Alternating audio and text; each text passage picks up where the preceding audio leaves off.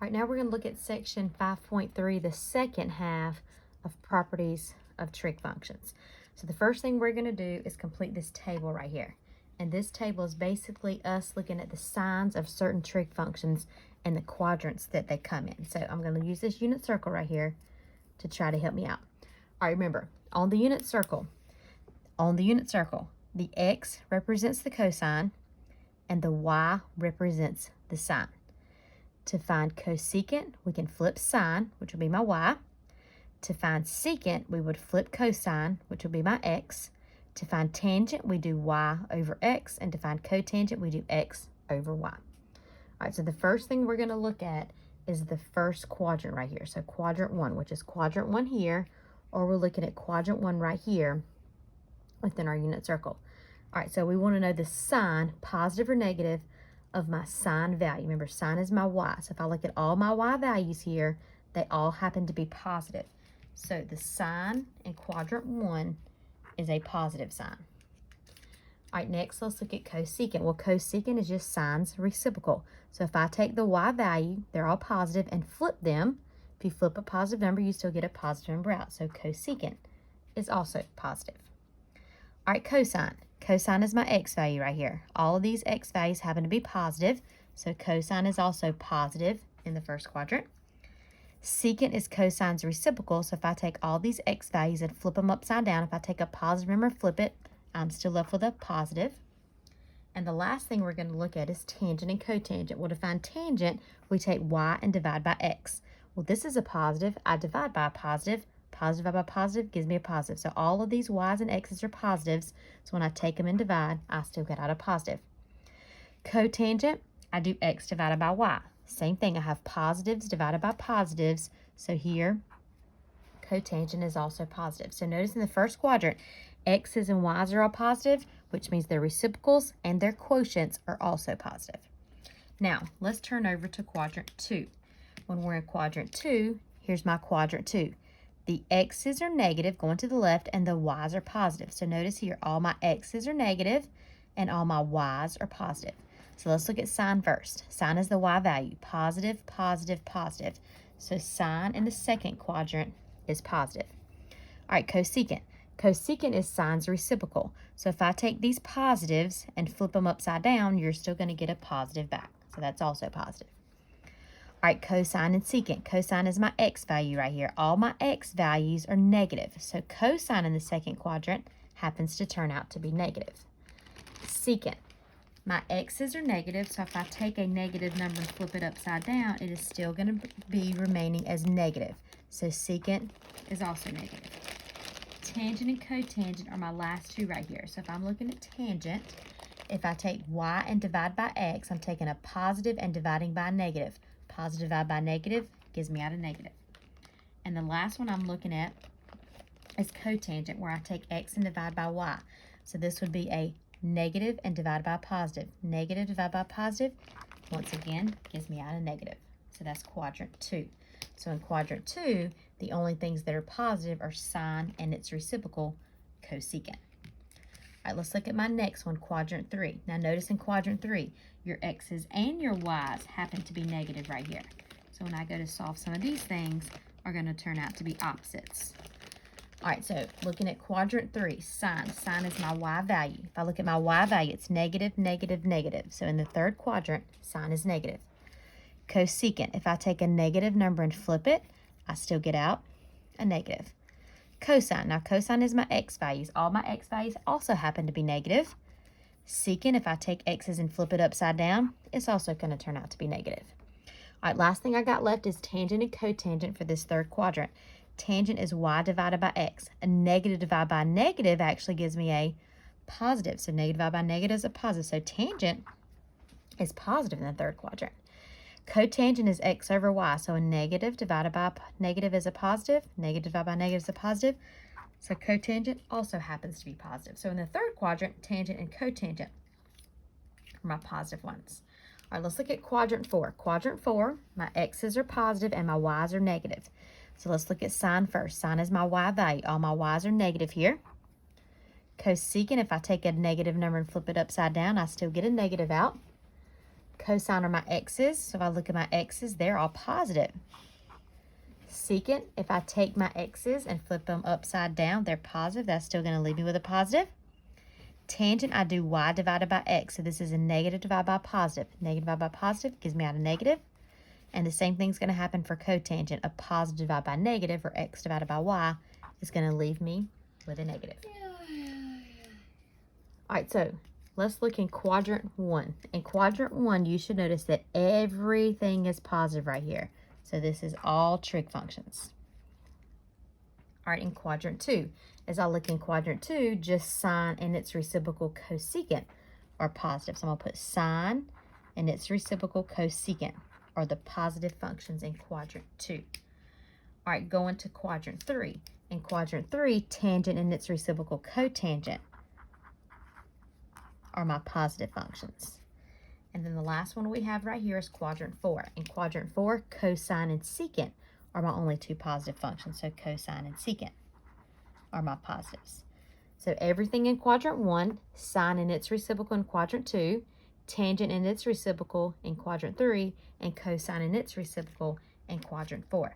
So an easy way to remember that is all, right here, all, students, S for sine, take, T for tangent, calculus, C for cosine. All students take calculus. All students take calculus. But just don't forget the reciprocal functions are also related to those. So let's use this chart right here to figure out just which quadrant are we in order to solve these functions right here. All right, anytime it says less than, that means negative. Anytime it says greater than, that means positive. So number 6 right here is asking me, where is sine negative and cosine positive? Well, where is sine negative at? Right here in quadrants 3 or quadrant 4.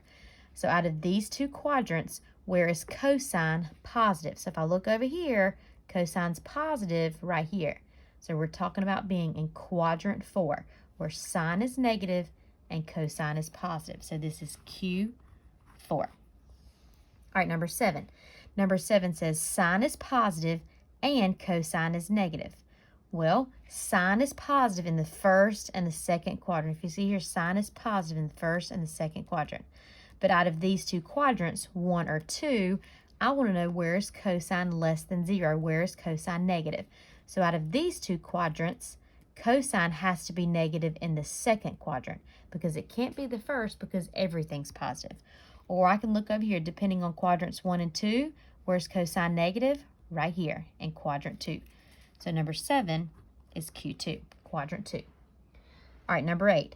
We've got sine being negative and tangent also being negative. Well, where is sine negative first? Well, it's positive in the first and the second, which means it's negative in the third or the fourth. So if I look at here, sine is negative in the third or the fourth. All right, out of those two quadrants, 3 and 4, where is tangent also negative? So out of quadrants 3 and 4, where is tangent also negative? It has to be in the fourth quadrant because it can't be in the third because that's where tangent's positive. So here, my solution should also be quadrant 4. Another way I can look at it is say, okay, well, we said sine was negative in quadrants 1 and 2. Out of these two quadrants, where is tangent also negative? Well, here's tangent. Where is it negative? Right here in quadrant 4. So this one is once again Q4. All right, number 9. Cosine is positive and tangent is negative. So using my chart over here first, where is cosine positive? In the first and the fourth. So my answer's got to be 1 or 4. Out of these two quadrants, where is tangent negative? Well, my answer has to be Q4 because it can't be the first one because that's where tangent is positive. So Q4 once again. Or I can look my chart and I can say, okay, cosine is positive. Cosine is positive in the first and the fourth. Out of these two quadrants, where is tangent negative? Right here in quadrant 4. All right, last one of these problems, number 10. Secant is negative. Well, secant's reciprocal is cosine. So I want to know where is cosine negative. Well, cosine is positive in the first and the fourth, which means it's negative in the second or the third. So my answer is either got to be Q2 or Q3. Out of these two quadrants, 2 or 3, I want to know where is sine positive. Well, out of these two quadrants, sine is positive in the second. So my solution here is quadrant 2. Another way I can look at this is figure out where is secant negative on my chart. Well, secant is negative in quadrants 2 or 3. Out of these two quadrants, where is sine positive? Well, it's positive in quadrant 2. So number 10, my answer is Q2. That's the first thing, trying to figure out what quadrant are we in so we can put our triangle inside of it. Now, the last 3 problems, 13, 14, and 15. If you notice here, 1/3, 1/2, 1/3. These are not on my unit circle. So remember we said if it's not on our unit circle, we have to take this thing and we have to draw it out, put it in a reference triangle. So let's look at number 13 first. Number 13 says sine is positive, but cosine is negative. So let's look at what quadrant we're in. Sine is positive. Sine is positive in the first and in the second. Out of these two quadrants, where is cosine negative? Well, cosine's negative in the second because everything's positive in the first. So I'm in quadrant 2. Another thing we can do is we can look and we can say, okay, where is sine positive? Sine is positive in the first and the second, like we said before. But where's cosine negative? Out of these two quadrants, cosine's negative in the second. So I'm going to come down here, and I'm going to draw a reference triangle out in the second quadrant. Positive, negative gave me that answer right here. Now, let's go back over here. We got to use SOHCAHTOA anytime we draw a reference triangle out. So the first thing I want to know is sine. What words represent sine? Sine is opposite over hypotenuse. So my opposite side is 1 and my hypotenuse is 3. So here's my angle right here. Here's my reference angle, theta. So opposite would be 1, hypotenuse would be 3. So what I need to do is find this missing side. To find this missing side, I must do the Pythagorean theorem. So this is a leg, and this is my hypotenuse. So I've got 1 squared plus, I don't know the other leg, I'm going to call that b squared, equals 3 squared. 1 squared is 1, so this is 1 plus b squared equals 9. When I go to subtract the 1, b squared equals 8. Now the last thing I have to do is take the square root, so b equals the square root of 8. Now we need to rationalize this thing. 8 is 4 times 2. So this right here is 2 on the square root of 2. So that's what I just found right here. So I'm going to put that into my problem right here. 2 on the square root of 2. Now, using my right triangle, I can use SOHCAHTOA to find these two trig functions that they asked me for. All right, so the first thing they asked me to do is to find secant of theta. Now remember, secant's reciprocal was cosine. Cosine is adjacent over hypotenuse, so I need hypotenuse over adjacent. All right, so let's look at my triangle right here. Here's hypotenuse, here's adjacent. So this is 3 over 2 on the square root of 2. Now we talked about this the other day where we cannot have a root in the denominator of a fraction. So we got to multiply by whatever that root is. So this root happens to be the square root of 2. So I'm going to multiply top and bottom by the square root of 2. So on the top, I've got 3 on the square root of 2. On the bottom, this makes 2. Remember, it just makes that number that's inside. So this is 2. It's getting multiplied by 2. 2 times 2 gives me 4. So this solution is 3 on the square root of 2 divided by 4. All right, so there's secant. Next thing I want to find is tangent. Tangent, using SOHCAHTOA, is opposite over adjacent, TOA. All right, so to find tangent, I'm going to go back over here, and I'm going to go opposite over adjacent. So this is 1 over 2 on the square root of 2. Once again, I have a root in the bottom, so I need to rationalize by multiplying top and bottom by the square root of 2. 1 times the square root of 2 is just the square root of 2. You can put 1 on the square root of 2, but you don't have to. On the bottom, remember the square root of 2 times the square root of 2 is 2. 2 times 2 gives me 4. I cannot reduce this 2 and 4 because one's in the square root and one is not. So that's just the square root of 2 over 4. So remember on these problems, I must draw this out because it's not on my unit circle to begin with. All right, let's look at number 14. Number 14 says tangent is 1/2. That means tangent's positive. Well, let's go back up here. Tangent's positive in the first and the third. And then out of those two, where's sine negative? Well, it can't be the first, so it's got to be the third. So I'm going to draw me out a reference triangle in the third quadrant. Or I can go here and I can say, okay, tangent is positive. Well, here's tangent. It's positive in the first and the third. Out of these two, let's flip over here to sine. And where's it negative? In the third quadrant. All right, so let's take our reference triangle and draw it out in the third quadrant. Now, be careful in quadrant 3. All right, SOHCAHTOA. What are my words for tangent? Words for tangent are opposite over adjacent. All right, so my opposite side, here's theta. Opposite side is 1, but this can't be 1 because if I look at this problem, I'm actually going down. So if I'm going down, this is a negative sign. All right, my adjacent side is 2, so adjacent happens to be right here. So that's a 2, but it can't be positive 2. I'm going backwards, so this has got to be negative 2. Now, hold that thought and go back up to number 13. If you notice on number 13, when I solved for b, I had 2 on the square root of 2. So let's check our directions right here because directions always matter.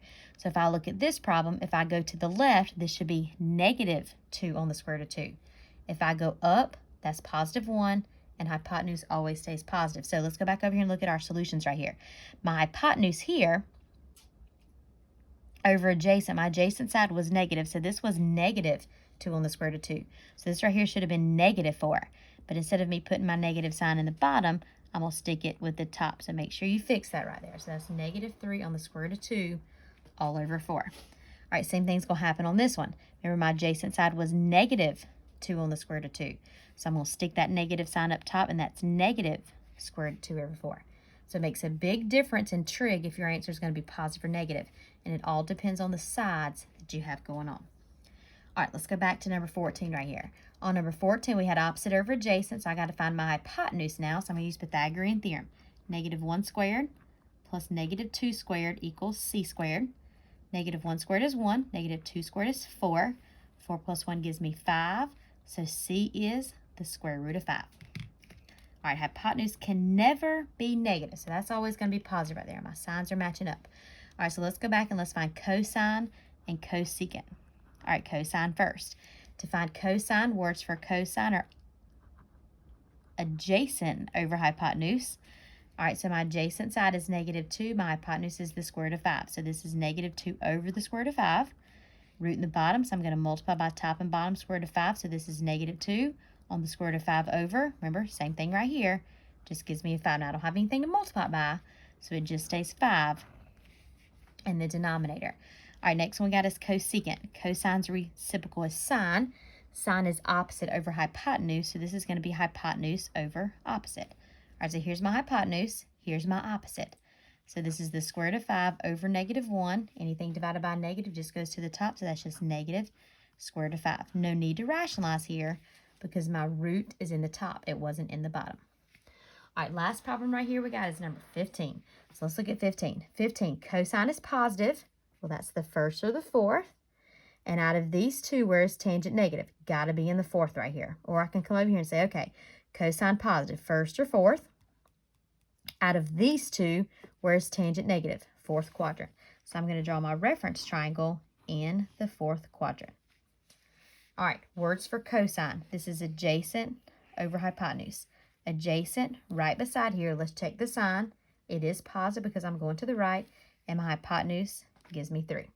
So I'm missing this other leg right here. So we got 1 squared plus b squared equals 3 squared, same as number 13 right here.